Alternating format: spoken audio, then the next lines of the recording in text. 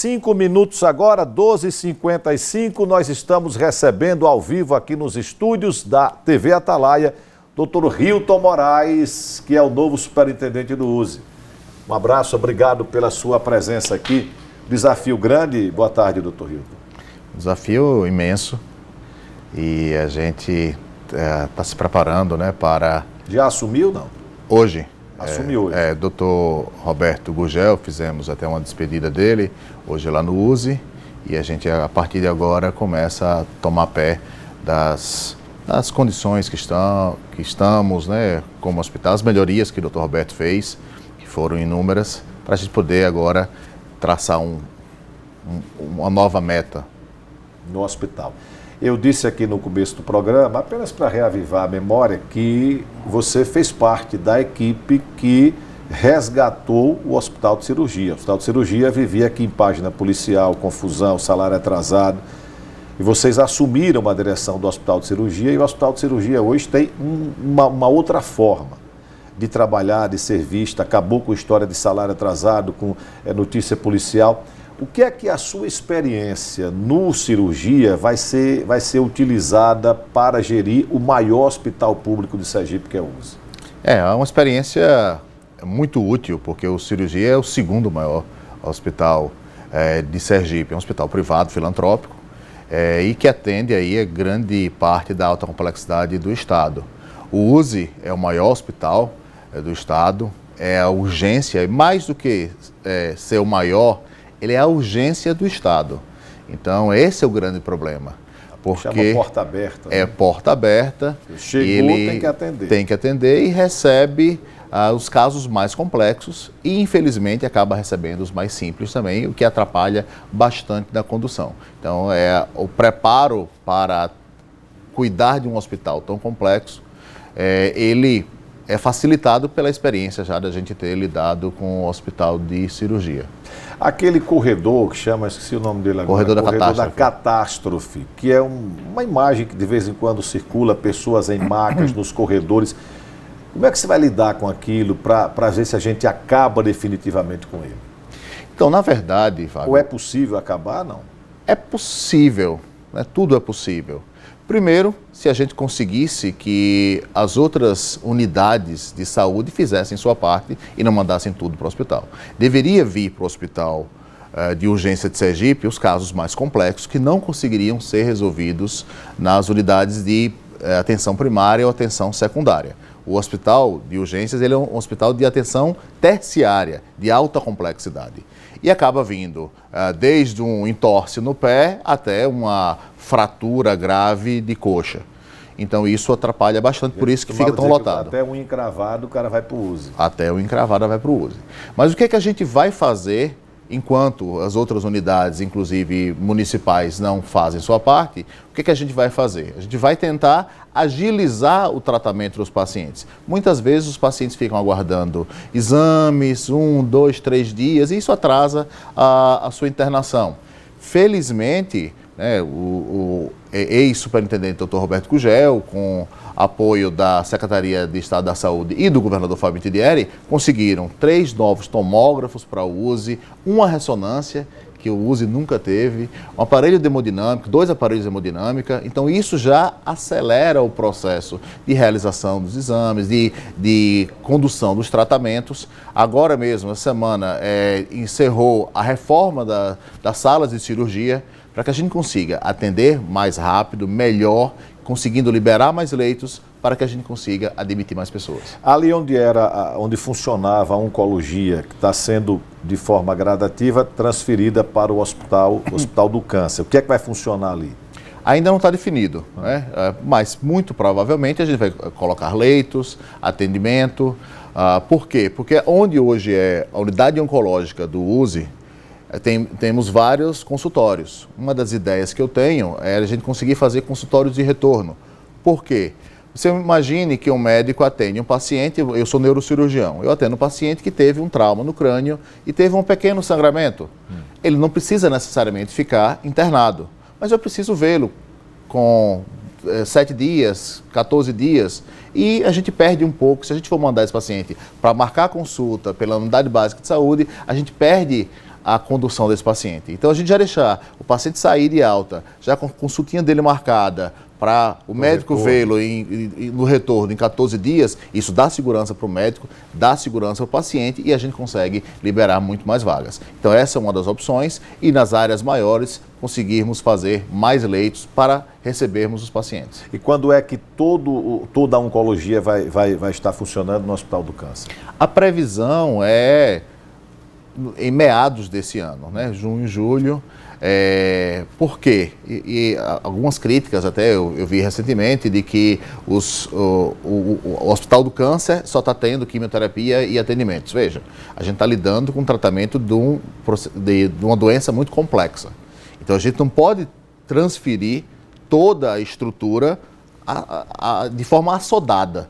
Então a gente precisa de cuidado para que o tratamento ele não seja interrompido. Então está se transferindo o que é possível agora, que a quimioterapia, os atendimentos ambulatoriais, a gente vê como são os fluxos dentro dessa nova unidade, para depois irmos transferindo as outras estruturas, como por exemplo a radioterapia, os outros exames, e aí sim, internações, cirurgias e tudo mais. Lá. Acho que é o problema mais complexo que o USA enfrenta é a quantidade de acidentes com motos. Eu me lembro que eu encontrei o Dr. Roberto Gugel uma vez, ele me deu dados, acho que era a cada 12 minutos, entrava uma pessoa vítima de acidente de moto. Como resolver isso? Eu acho que tudo deveria se resolver pela educação e pela autorresponsabilidade. Segundo o nosso colega Scooby, ele disse que a educação não funciona, a não ser que ela toque no bolso. Né, Scooby? Assim, a tese dele é o seguinte, é que se tocar no bolso, resolve, mas se não tocar no bolso, não resolve. Mas enfim. Mas às vezes a dor é uma educação também, né? As pessoas precisam ver a dor das pessoas que tiveram um acidente de moto. Então, às vezes, as pessoas não conseguem enxergar, talvez a gente fazer uma campanha para mostrar como ficou aquele paciente, como ficou o jovem de 20 anos paraplégico, como ficou o jovem de 30 anos tetraplégico. É o que a gente vê no nosso dia a dia. Eu vi anteontem um paciente jovem, 30 e poucos anos, que já tinha tido um acidente grave, já tinha colocado uma prótese no quadril e teve outro acidente agora. Frequentemente os pacientes têm traumas em cima dos traumas. Então, depois perde uma perna, perde um braço e aí ele vai ver o que é dor. Então, quando o amor não ensina, a dor ensina. Então, talvez mostrar às pessoas quão grave é o ato, talvez consiga sensibilizá-la de alguma forma. É o maior número de atendimentos? O maior número de atendimentos. Acidente de moto. Acidente de moto. E os mais complexos e mais graves. E do estado inteiro? Do estado inteiro. O USE ainda atende pessoas de Alagoas, da Bahia? Muito. Norte de... Aquelas ambulâncias continuam Norte da Bahia, sul de Alagoas. Na verdade, o nosso sistema público, ele é universal, ele é equânime e ele é integral. Então, todos podem ser atendidos. Nós podemos ir para um hospital público em São Paulo, Rio de Janeiro, Paraná. Isso não é um problema. O grande problema que a gente vê é não ter esse atendimento mais rápido, mais próximo, né? Os hospitais regionais da Bahia, os hospitais regionais de Alagoas, e aí o paciente passa 2 horas numa ambulância. Eu já recebi num plantão uma vez um paciente que veio... O senhor é médico do USE também? Sou médico do USE desde 2006. Então conhece profundamente a realidade. Profundamente. Então eu já recebi, foi muito chocante para mim, o paciente veio numa ambulância do interior da Bahia, sozinho na parte de trás, sangrando, nem fizeram um curativo compressivo. Quando ele chegou lá, que abriu a ambulância, estava morto. Então, muitas vezes o paciente é transferido sem os cuidados adequados. O Matheus, ele pergunta o seguinte, os estados vizinhos pagam algum custo ao nosso estado por pacientes que chegam dos municípios que fazem de vida? Infelizmente não. Esse é um grande erro aí da nossa sistematização do SUS. O SUS ele é sustentado pelo Ministério da... Esse raciocínio vale para os estados vizinhos e para os municípios também, onde o senhor falou no atendimento básico, muitas vezes a saúde do município não funciona e aí esse paciente vem para cá para o USE. Né? Sim. No município do mesmo estado deveria ser mais fácil fazer essa cobrança, mas infelizmente acaba não acontecendo. Esse é um dos erros do SUS, porque realmente o Ministério da Saúde ele dá a contribuição da tabela do SIGTAP, que é do Ministério da Saúde, mas grande parte do recurso vem do Estado. Grande parte do recurso é com o Tesouro do Estado de Sergipe. Então, temos sim esse prejuízo. Qual o custo hoje do USE, doutor Hilton? Eu ainda não tomei pé dessa questão de valores. E, felizmente, essas questões de recursos, de compras, de pagamentos é com a Secretaria Estadual de Saúde. Então, o superintendente do USE, ele fica mais responsável pela gestão do atendimento. Quantos funcionários tem o USE hoje? Cerca de 5 mil pessoas. 5 mil pessoas trabalhando no USE, ou seja, é maior do que praticamente todos os municípios de Sergipe, com exceção de Aracaju e talvez Socorro hoje. Sim. É gigante a estrutura. 5 mil funcionários não é fácil, não. Você imagine que é uma estrutura gigantesca, né? Mais de 600 leitos e que não para. 24 horas por dia, 7 dias por semana. Núbia escreve aqui, uma ala que deveria ser banida é a ala UPC. Ou quando a gente amputa, quando sai do centro cirúrgico, vai para esse lugar horrendo que Alessa.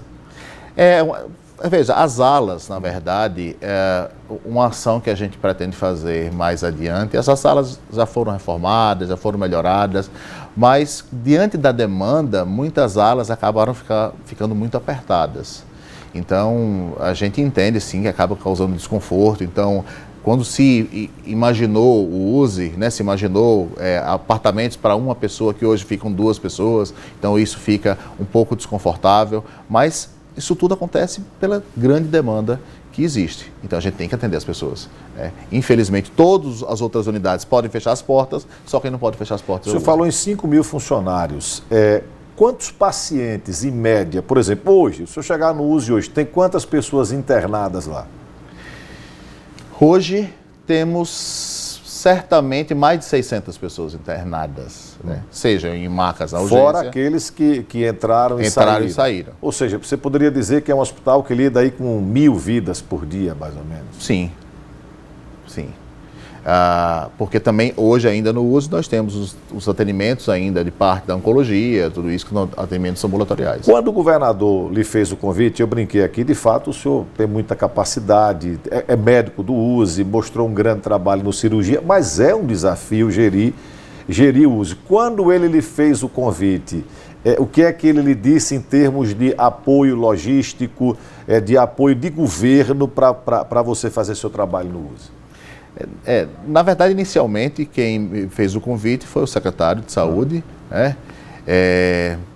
Me pediu ajuda, dizendo que precisaria, né, de alguém que tivesse mais experiência nessa área, diante da saída do Dr. Roberto Gugel, para poder assumir essa transição da oncologia. O Dr. Roberto é uma pessoa muito experiente e precisaria de alguém para substituí-lo. É algo realmente temeroso para a gente, né, ficar com esta missão, mas nós decidimos aí que poderíamos dar uma ajuda de alguma forma. Na conversa com o governador colocou da importância do USE, da importância de darmos uma atenção cada vez melhor. Esse governo já fez muitas coisas que ajudaram muito o processo. Você imagina uma coisa, Fábio, que as pessoas não têm noção. Por exemplo, se fala muito hoje de transplante de rim, né? O Hospital Cirurgia fez o primeiro transplante de rim. Mas e por que as pessoas perdem o rim? Perdem o rim por hipertensão mal cuidada, por uso abusivo de anti-inflamatórios e perdem também por pedras nos rins que não foram tratadas. Então, há poucos anos atrás, não tinha esse tratamento de pedra nos rins. Era um tratamento que, para o paciente conseguir, tinha que entrar com ação judicial. Hoje, na Opera Sergipe, já fizeram mais de 500 procedimentos só no Opera Sergipe, fora dos procedimentos que são regulares. Isso evita a necessidade do transplante renal. O Tony pergunta, não existe um limite de lotação? É aquilo que o senhor falou, o hospital porta aberta não tem. Por isso que às vezes, eu sei que as pessoas criticam e botam aqueles vídeos, mas como é que você vai acabar com o corredor? É o que eu estou falando como leigo aqui, viu, doutor Hilton? Mas se o hospital está cheio, está lotado, chega uma pessoa na porta, você não pode mandar embora. Você tem que pegar aquela pessoa e aquela pessoa tem que entrar. E vai ficar onde? Exatamente. É o chamado hospital porta aberta, ou seja, no USE pode estar super lotado. Chegou, tem que entrar. Tem que entrar. Lógico que a gente tem uma triagem, por exemplo, vem pacientes para atendimento. Eu passei no posto de saúde do meu município e não tinha um médico lá. E eu estou com uma dor de cabeça, estou com uma dor de barriga. O médico dali, da porta de entrada mesmo, trata, isso na casa de internamento, ele vai tomar medicação em casa. Muitas vezes os pacientes vêm, às vezes até querer tratar procedimentos, por exemplo, uma cirurgia, que é uma cirurgia eletiva, procura o USE para isso, e aí ele é liberado, encaminhado para as unidades de referência. Então, mas quando chega um paciente grave que precisa de internamento, a gente não tem como fazer. Então, tem que encontrar algum lugar para receber esse paciente. Doutor Hilton, obrigado pela sua presença aqui. Mais uma vez, boa sorte aí na missão, que não é nada fácil. Eu que agradeço a oportunidade, Fábio, e espero aí conseguir ajudar de alguma forma a melhorar aquele hospital que é tão querido por todos nós. É isso.